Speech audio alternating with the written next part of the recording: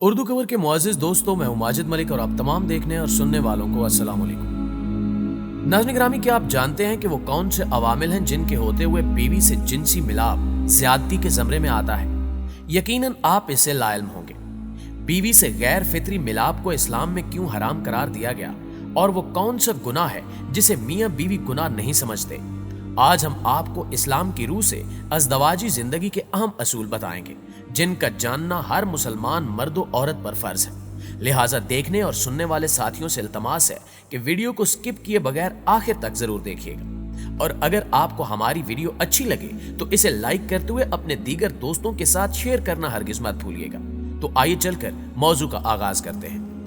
नाज़रीन गिरामी, इस्लाम के सिवा अगर दीगर मज़ाहिब का मुतालिया किया जाए तो यही तालीमात मिलती हैं कि कुर्बे इलाही के लिए अज़दवाजी जिंदगी से फरार हासिल किया जाए और तजरुद की जिंदगी इख्तियार की जाए। अगर कोई शख्स गुनाहों से महफूज रहना चाहता है तो उसके लिए जरूरी है कि अज़दवाजी जिंदगी से मुकम्मल किनारा कशी इख्तियार कर ले। तालीमात नसारा ने मुतअद्दिद बार इसकी तलकीन की और राबानियत का दर्स दिया।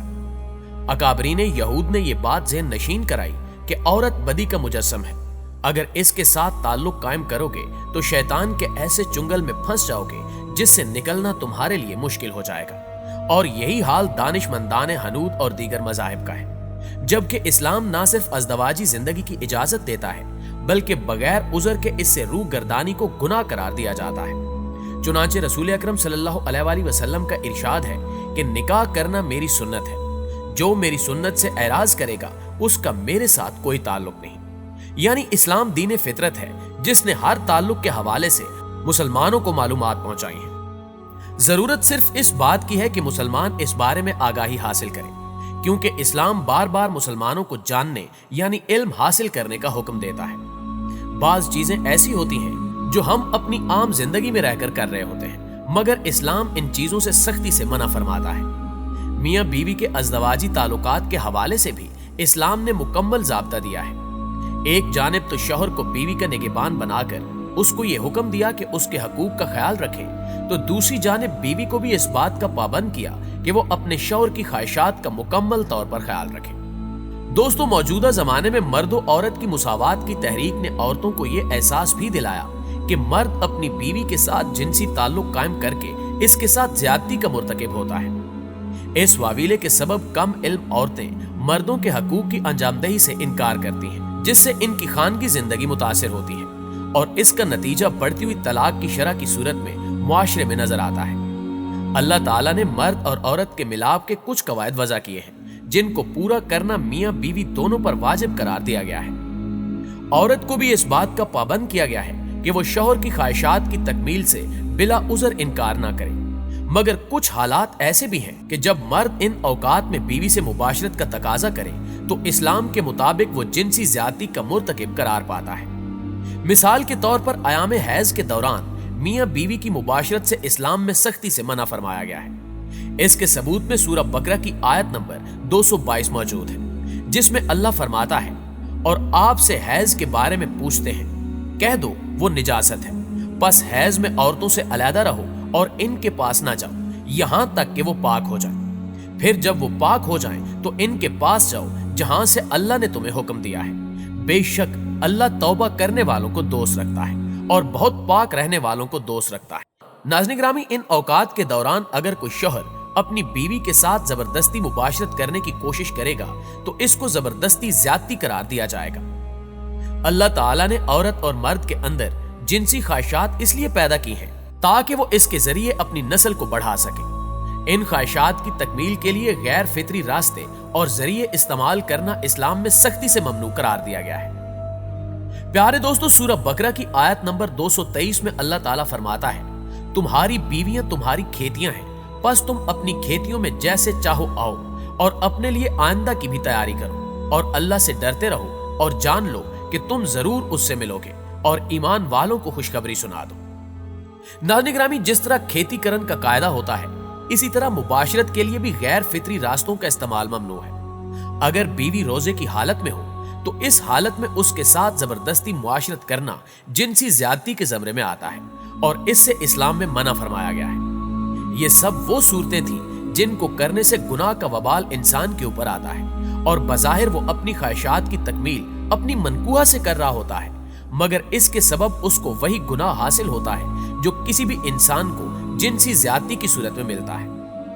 इसके अलावा इस्लाम ने शौहर को अपनी बीवी पर जुल्म, इज़ार आसानी, जिस्मानी सजा, तजलील, रूहानी अजियत और गाली गलोच से सख्ती से मना किया है और अज़दवाजी जिंदगी की कामयाबी के लिए तहम्मुल और बामी अफू दरगुजर की तलकीन की है। इसकी एक अहम वजह यह भी है कि इस्लाम में मिसाली मुआशरे की तश्कील के लिए शादी को बुनियादी अहमियत हासिल है और वो इम्कानी हद तक कोशिश करता है कि हर मर्द और औरत जब भी बलूगत की उम्र को पहुंचे तो बगैर किसी ताखीर के इनको रिश्ते अज़दवाज में मुंसलिक कर दिया जाए। इसी वजह से इस्लाम शादी को मुश्किल रस्म नहीं बनाता, बल्कि बड़ी सादा और आसान सी तकरीब के जरिए पूरा कर देता है। रिश्ते अज़दवाज में मुंसलिक होने के लिए बस यही काफी है कि फ्रीकैन दो जिम्मेदार गवाहों की मौजूदगी में इजाबो कबूल कर ले।